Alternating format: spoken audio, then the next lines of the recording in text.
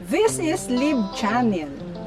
In this episode, I would like to share to you our experience in using herbal plants. They are just around the corner. We do not give much attention to them. But according to health experts, these organic herbal plants are very useful to our health, especially when taken moderately. And we have read in many literatures that these herbal plants are very important to our health, especially to senior citizens. In my garden, I have several herbal plants. First, we have the lemongrass, which is scientifically known as Cymbopogon.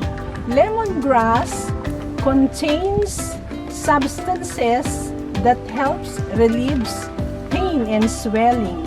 It helps relieve fever, improves levels of sugar and cholesterol in the blood, stimulates the uterus and menstrual flow, prevents infection, and boosts oral health.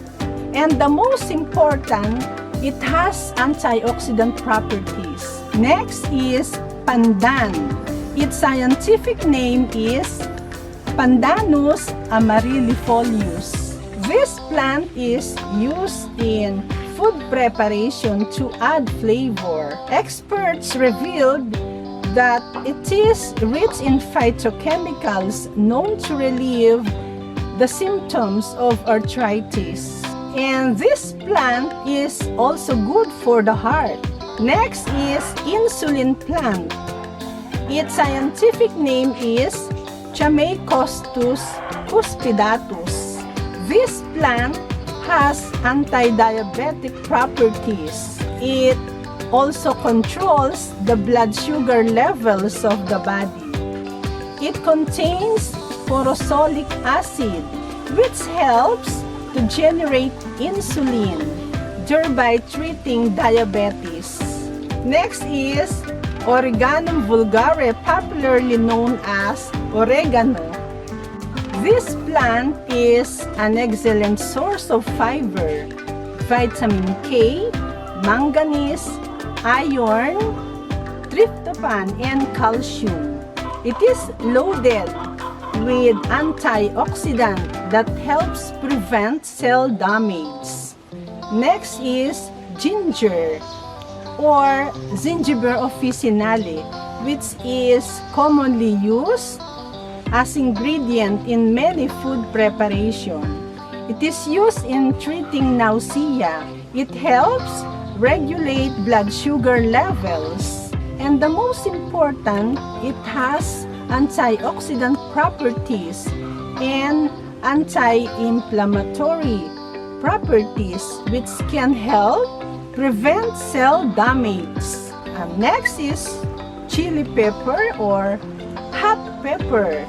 Its scientific name is Capsicum frutescens.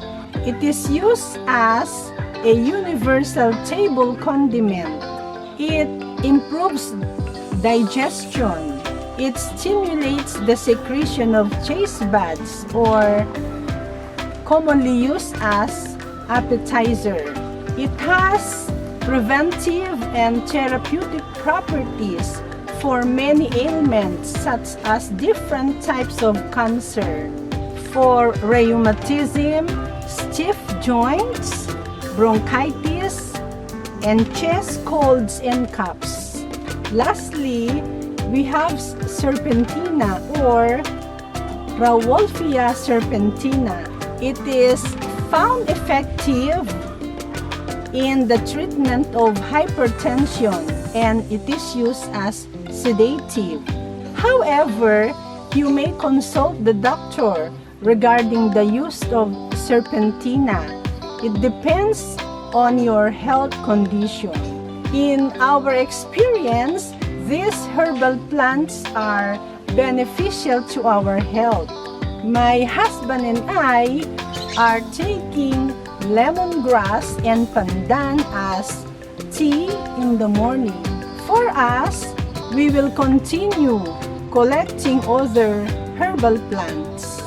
I hope our fellow retirees or senior citizens can grow these herbal plants in the home yard, and they will make it as part of the diet too, and they will experience the difference. Let's grow herbal plants in our home yard. Please don't forget to subscribe, like and share to see the succeeding episodes.